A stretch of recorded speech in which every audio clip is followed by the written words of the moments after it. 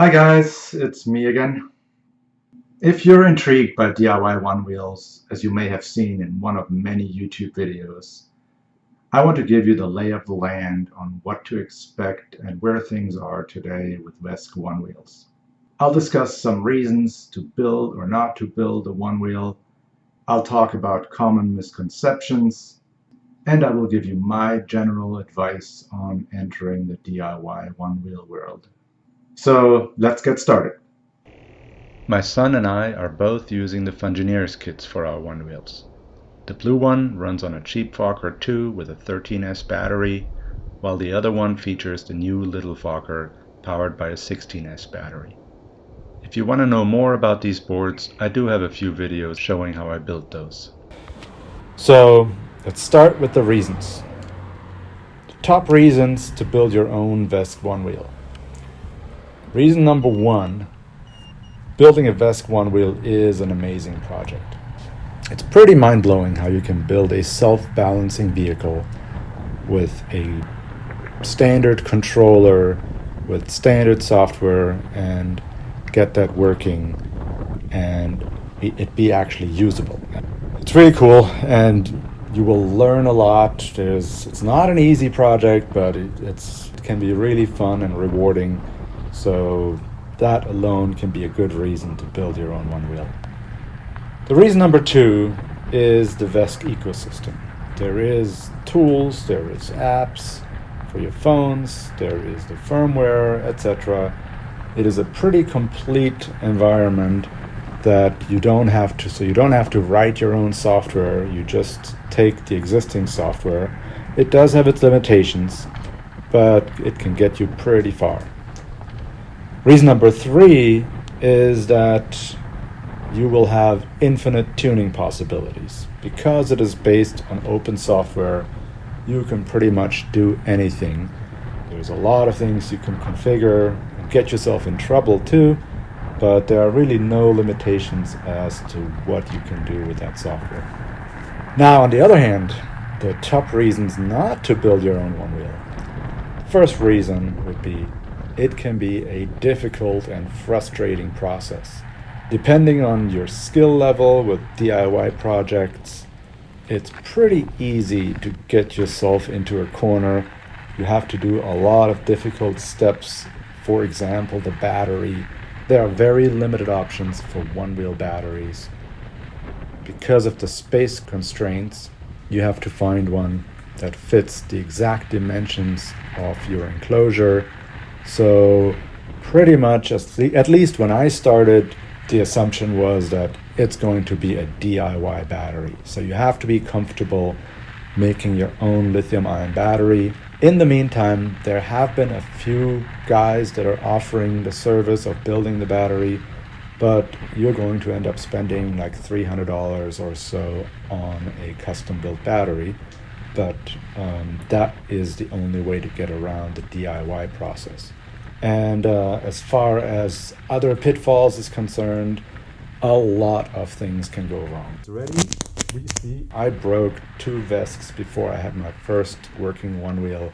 There's literally countless things that can go wrong. So if you're not very comfortable with DIY, then this may not be the best first project. Reason number 2 to not build your own Onewheel is it is more dangerous than riding a commercial Onewheel. I've heard some guys saying that they want to build their own Onewheel because they don't trust the Future Motion Onewheel. That is baloney in my opinion, because if you're worried about the Future Motion Onewheel, you should be a lot more worried about a VESC Onewheel, because in addition to all of the possible failure scenarios that you have with a commercial Onewheel, you have 10 times more additional possibilities for screwing things up. Many more ways of getting hurt if you build your own.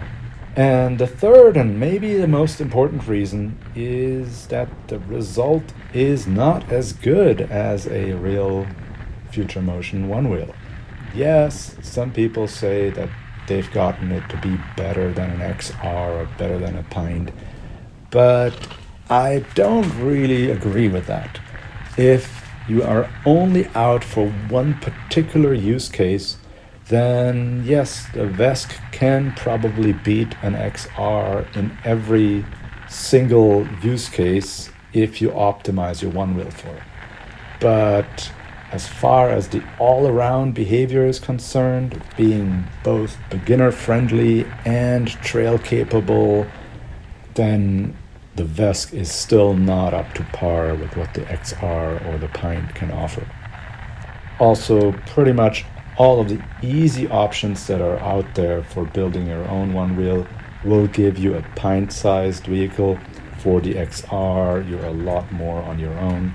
And the other big thing, you have this bulletproof XR that I have not seen matched yet with a DIY project. If you're super handy, if you're Tony Stark, I'm sure you can build a one wheel that's better than an XR, but a average DIYer will have a one wheel that is not nearly as solid as an XR. Now, top misconceptions about VESC-based one wheels. Misconception number 1. People think you can tune it whichever way you want, so therefore you should be able to tune it to be just like an XR or a Pint. But that is not true. While yes, you can tune it in lots of different ways, there is definitely, absolutely no way you can make it to be just like an XR or a Pint. And like I said before, you can tune it to be better than an XR or a Pint in any particular discipline. You can have hill performance, downhill performance, flat ground performance, maybe even beginner friendliness, but that is a little that I'm not sure you can actually achieve. But what you will not be able to do is to get the same predictable all-around behavior that you expect, that you love from your XR or Pint. Reproducing that, we're still pretty far away. The next misconception is people think VESC one wheels are safer because you can configure safe limits and get detailed logs. Yes, so the whole pushback thing with your XR or Pint, especially the XR, is a little bit obscure and nobody really knows when and why the vehicle pushes back. And there are no logs that you can look at afterwards to see what exactly went wrong. But now with your VESC, sure, you can turn your logs on, you can configure safe limits. That still doesn't mean that you will be safer than with an XR, because I have seen so many people have random crashes. They couldn't figure out what it was despite the logs. The logs don't show you everything. You also need to know how to use the logs, and you need to remember to turn them on each time. That can be pretty tedious, and usually the worst crashes happen when you least expect them. So don't expect that you have your log ready. And think about it this way. If you had a vehicle with no logs, no reports, that can crash for 5 or 6 different reasons, would you trade it for a vehicle with logs, even if that vehicle has 150 different reasons why it could make you nosedive? I think if safety is what you're after, stick to a commercial one wheel. And the last misconception is that a DIY one wheel will save you money. Sure, if you're really handy and you got a bunch of and if you have access to certain materials, if you already are building your own batteries, if you're already good at 3D printing or whatnot, it is possible to build a more capable one wheel with less money. But if you look at most of the people out there, I would say the majority has spent more money than if they had just bought a used Pint. And then let's not forget the resale value. You can sell a used Pint or XR for 80 or 90% of its original price after putting 500 miles on it. You can't even get $200 for your custom DIY one wheel if you want to sell it after even 50 miles, because who wants to buy somebody else's DIY project, right? So the whole money thing, if that's your main reason for getting a DIY one wheel, I would say you're taking a pretty big risk and you might be disappointed. So now, in summary, my advice to anyone who's intrigued by one wheel and is considering the DIY/VESC route, I would say, and this is what I tell my friends and family, is if you really want to get into one wheeling, buy yourself an XR or a Pint. That's your best option.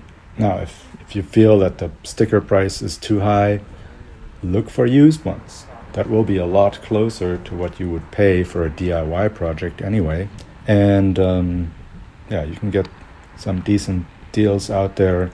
But as I said, they keep their value, so they don't, you won't get it for half off. But if you look out there, you can get for $700-800, you can get a pretty decent used Pint. For $1,500-1,600, you can get a decent XR. So consider that as an option before you dive into ordering your parts and starting a DIY project that you may never finish. My second recommendation is, if you've got a broken XR or Pint, but repair is impossible or too expensive, then definitely look into the VESC route. That is a great option. Typically, if you've been riding long enough that you now have a broken one wheel, you're probably good enough that you can handle some of the quirks of a VESC one wheel, and you might be pretty happy with what you can achieve there. On the other hand, because of the resale values being so high, you can always part out your one wheel and sell it for a pretty good price, even if it's broken, and then use that money towards a new or used working Pint or XR. My third recommendation, if you love DIY projects and you understand the risks and aren't looking to hit hard trails, or if you aren't expecting too much out of your one wheel, then go and build yourself a VESC one wheel. It's a great project, it's really fun, and you will enjoy it. Now, my last recommendation, if you live in a place where there's just no way to get a one wheel, then build yourself one. This one wheel is super cool. It's controlled by, it feels like mind control. It rides a lot quieter than a typical e-bike. It can go 15 miles an hour or faster depending on which motor and what kind of battery you use. And because of the big tire, it can handle bumps and potholes unlike most skateboards.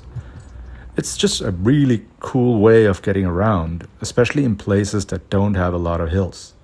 You can even ride through grass and dirt as long as you select a powerful enough VESC and battery. It can also handle uphills as well as downhills without having to worry about getting too fast. And even though it might look tricky, it's actually really easy to learn. Now, my final thoughts on one wheels, and this is just my personal opinion. Some of you will see it differently, but here's what I think after having done this for almost a full year now. Objectively, I'm very happy with the outcome of this project. I'm not usually a DIY guy, and despite all of those hiccups and failures along the way, these one wheels were a big success. Now, for my next comment, I have to admit, I had never considered buying a one wheel back when I first saw them, and I never wanted to spend that kind of money on a motorized toy. But after building 2 of these vehicles and test riding a Pint and an XR, I would love nothing more than to replace these VESC one wheels with an XR for myself and a Pint for my son.